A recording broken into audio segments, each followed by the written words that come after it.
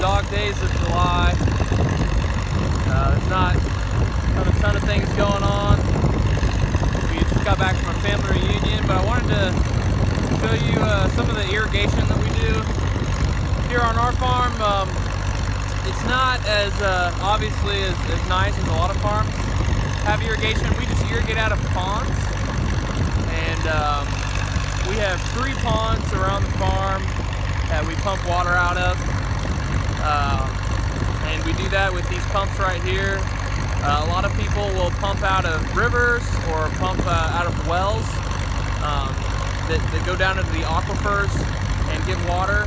We don't have a river or an aquifer out here, so we are forced to just use these ponds, but they do give us quite a bit of water in the summertime to irrigate about 200 acres here on the farm.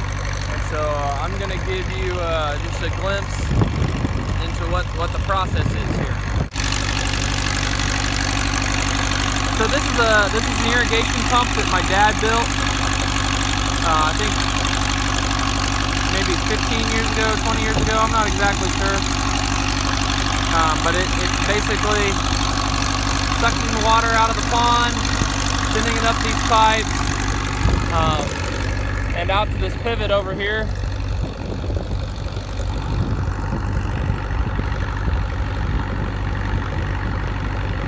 And we'll go take a closer look. Alright, so you can see we've already pumped a lot of the pond dry. This was all a pond at the beginning of the summer. Here's the pivot. Alright, so now I'm going to have Nathan join me on this voiceover, just talking about what we're doing in this video. Yeah, so I was picking up prairie hay on our meadow there, and I brought the drone and thought I'd fly over the irrigation pivot.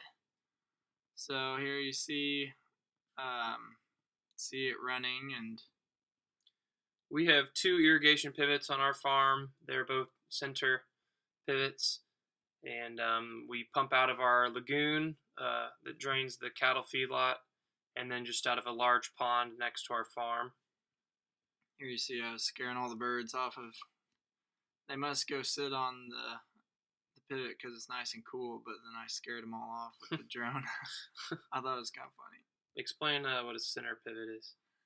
Yeah, so the water is pumped to the middle here that we're coming close to now, and then all these towers that's where the wheels are, and they pivot around the center. So the center obviously never moves, and that's why it's called a pivot. It pivots in a circle. So the outside tower, you set the speed on it, and so like for instance ours runs 16% of the time, and then the nozzles at the end are bigger, so because it's moving faster, and then the middle towers move slower because that's how it works. And so then it ends up putting the same amount of water on all the acres, even though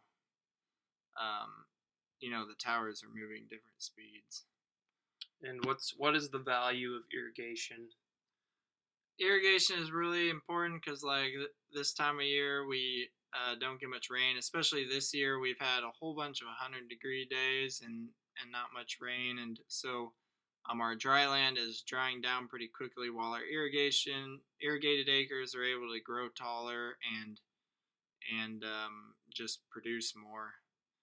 And so we kind of can supplement nature. We don't have enough water to completely replace it, but here you see our pond that we're pumping out of, so it's obviously a limited supply. And that pump you saw, we back over into the pond, and it floats, and then that makes it easier to prime the pump. And then we pump out that whole pond, and it goes up to the pivot and then out onto the field. And so all that water is stored up during the winter and spring when we get excess rain, and then we're able to save it and use it here in the hot part of the summer when we need it. And it's not always easy running these pivots and working with all this water and stuff. There's a lot of preparation that goes into it. making sure the pivots are serviced, making sure the pumps are serviced, and fixing any problems that might arise, which typically there's a lot of problems that arise. But it's definitely worth it in the end when you have a better looking crop. And Yeah, and you're just able to keep it green, and then the grain fills out better and it grows taller, and it helps us know exactly, or helps us be more confident how much feed we'll have for the winter. so yeah, I hope you enjoyed watching this video about irrigation and following our vlog. We'll see you next time. See ya.